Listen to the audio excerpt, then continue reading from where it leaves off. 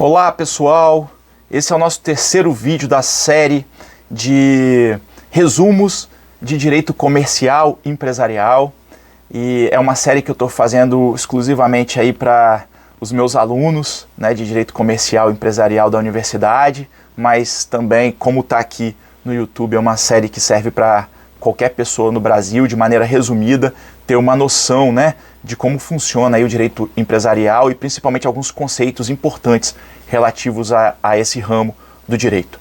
Bom, matéria de hoje. Hoje nós vamos bater um papo sobre o que é o estabelecimento comercial. Ah, isso todo mundo já sabe, estabelecimento comercial. Ontem eu fui na fábrica da Coca-Cola.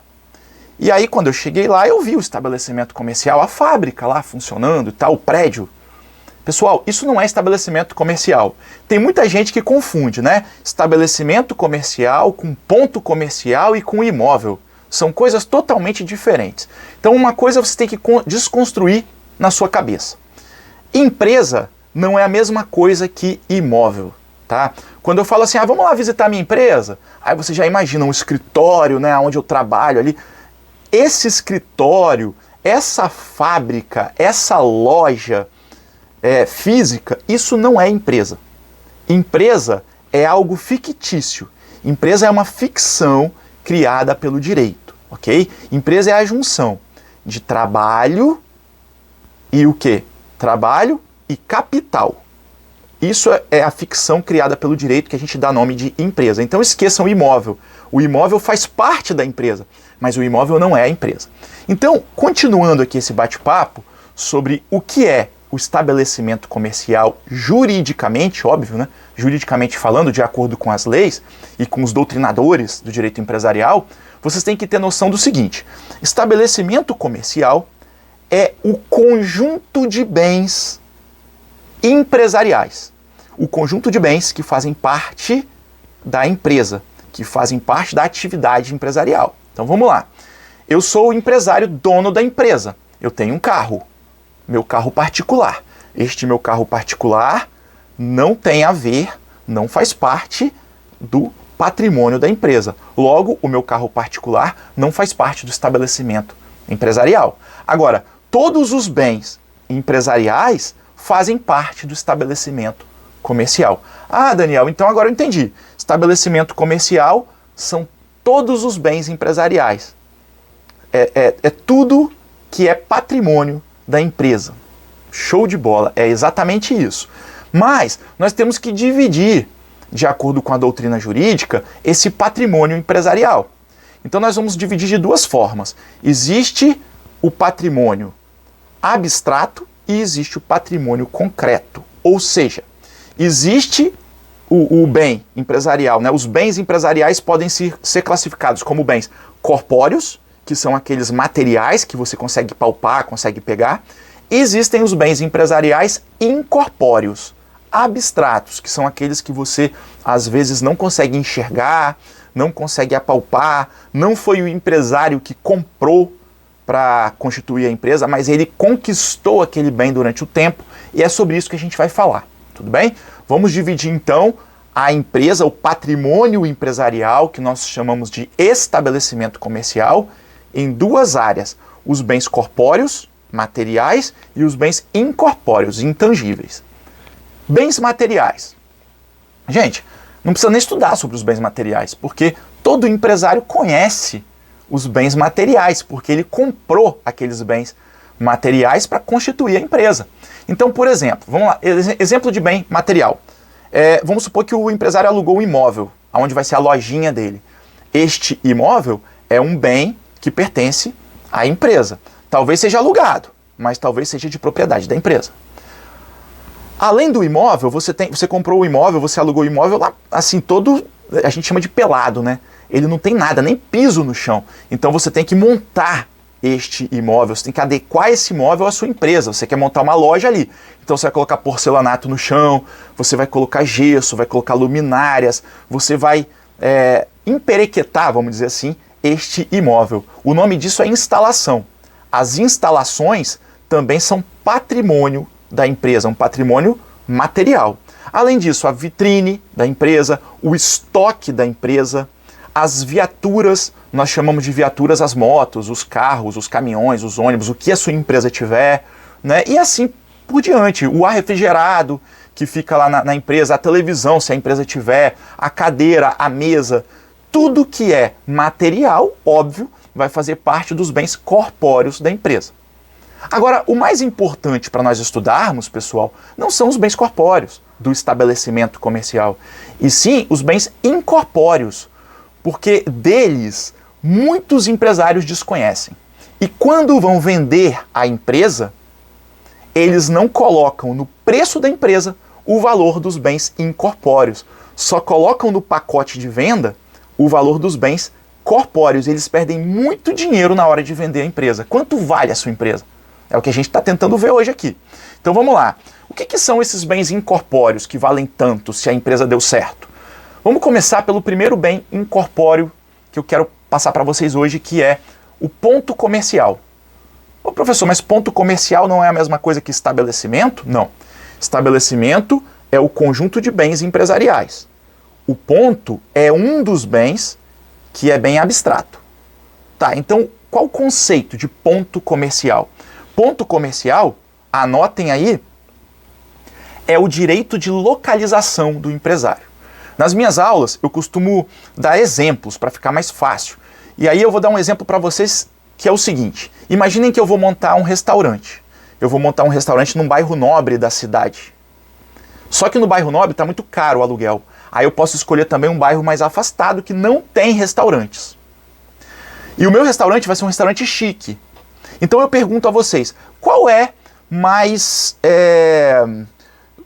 aonde eu vou assumir menos risco quando eu for montar esse restaurante? Eu vou assumir menos risco montando um restaurante chique no Leblon, no Rio de Janeiro, ou eu vou assumir menos risco se eu montar na favela da Rocinha? Todos vocês que têm sã consciência, né? Se for pensar num restaurante chique, vocês vão pensar assim, pô, Daniel, se você montar no Leblon, no Rio de Janeiro, a tendência é que seu restaurante dê mais certo, já que é um restaurante chique, do que se você montar na favela da Rocinha.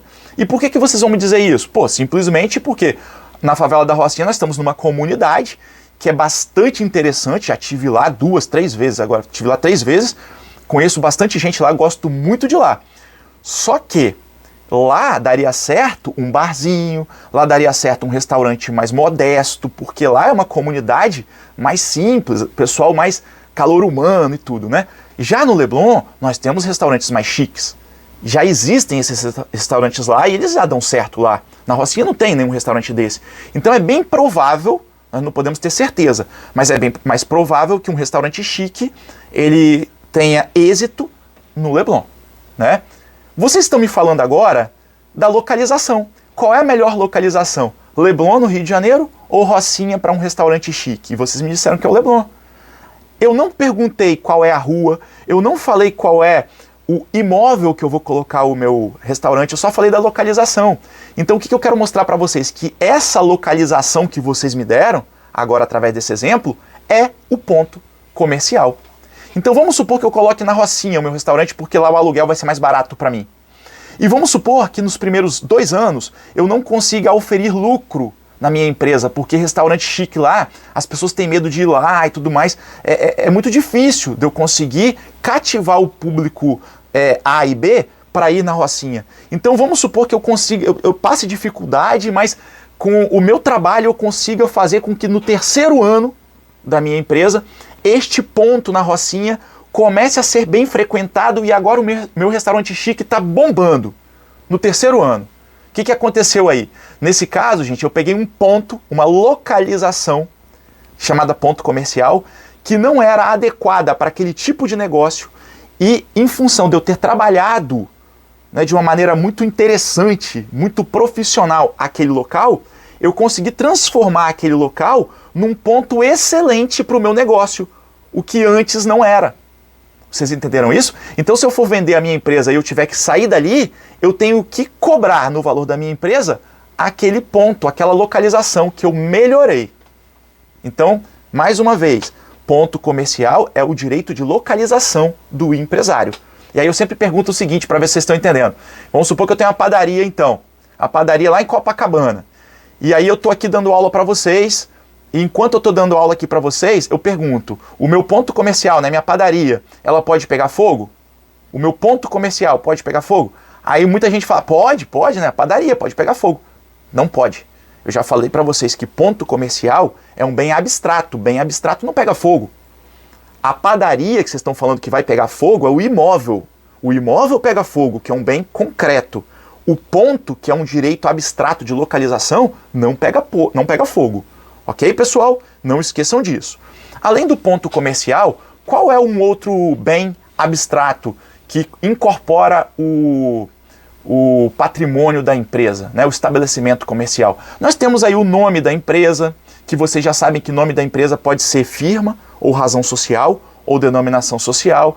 Ah, professor, mas o nome da empresa não aparece para o público. O nome da empresa é aquele que vem no cartão de crédito. Tipo, você vai num boticário para comprar um perfume. Aí quando você compra no cartão de crédito, vem o nome daquela empresa no cartão de crédito. É João e Maria Perfumaria LTDA.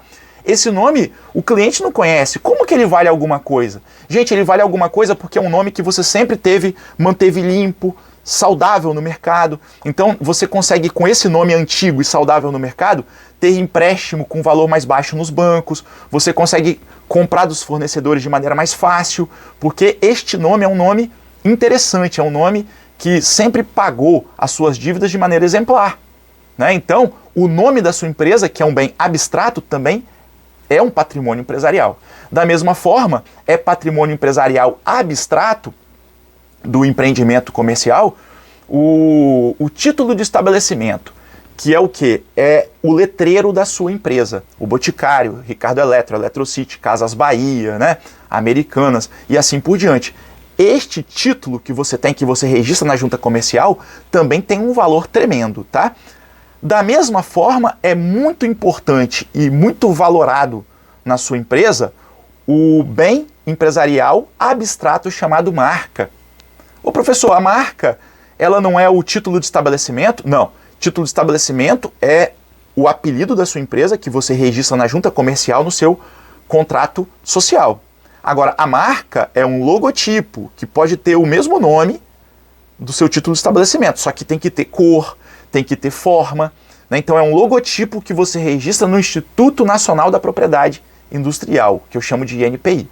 Tá? São coisas diferentes. Então a marca também vale muito dinheiro se você tiver uma empresa consolidada que tenha a marca reconhecida. Só para vocês terem uma ideia, a Coca-Cola Company, né, que é uma empresa mundial, uma multinacional, se você pegar todos os caminhões dela, todas as fábricas dela, todo o estoque da Coca-Cola e colocar de um lado da balança e pegar a marca e colocar do outro, a marca, que é um bem abstrato da empresa, vale mais do que todo o restante do patrimônio empresarial dessa empresa.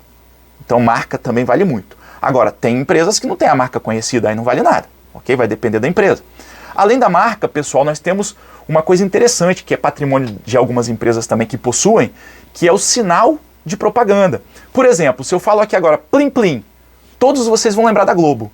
Se eu falar, por exemplo, aqui, Desce Redondo, todo mundo vai lembrar da cerveja Skol. Então percebam, sem nós falarmos o nome da empresa e divulgarmos a marca, só pelo sinal de propaganda você já conhece, você já lembra da empresa. A empresa que tem sinal de propaganda, esse sinal de propaganda é um bem abstrato que vale muito dinheiro e é patrimônio da empresa.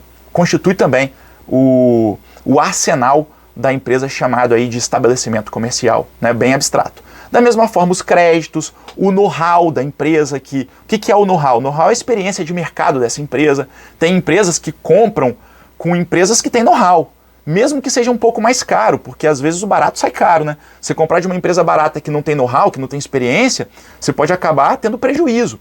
Então tem empresas que compram de outras empresas que possuem know-how.